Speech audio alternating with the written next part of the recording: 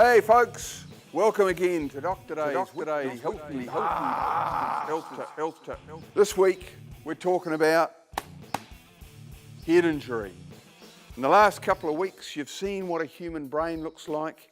You see how fragile it is, sitting there in that hard bony box of your skull.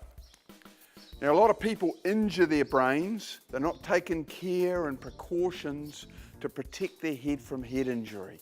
So this clip, taken from the Healthy Bastards movie that will flow in now, is really good stuff about head injury. You'll see the brain and Dr. Urian will explain about it for you. So please, phase into this movie clip now, and otherwise, thanks again for supporting Dr. Day's weekly Healthy Bastards health tip and spreading it viral, because we're getting there. See you folks.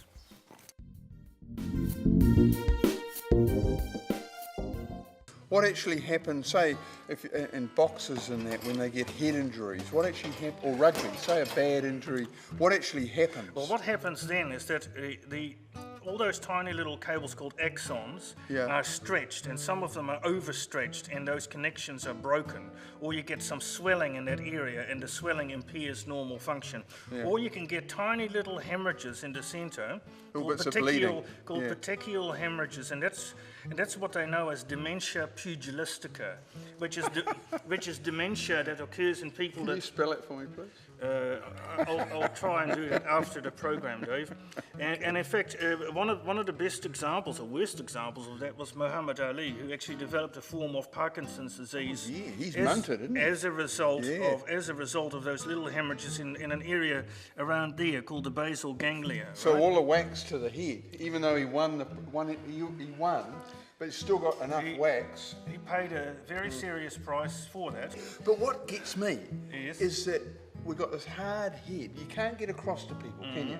They've got a really hard head, Yes. but the brain is so soft. It's extremely soft and jelly-like, and So I no think wonder it shakes. it is really important for people to realise you're only born with one brain. It has to last you for the rest of your life, and so you really need to look after it. You need to avoid all those risk factors that I mentioned, and you have to be very careful not to have too many head injuries, or when you have one, it pays not to have another one for a very long time. So do you preferably never. encourage people wearing a helmet Yes, for definitely. bikes, rugby?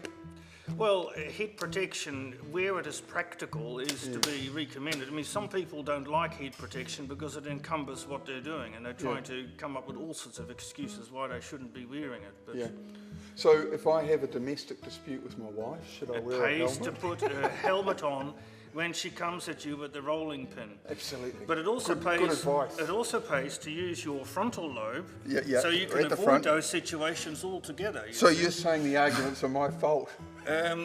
Well, I think only you would know the answer to that. You're right, they are my fault. Well, look, we better rush because this brain needs to get back in the person we borrowed it from. Okay, you better rush.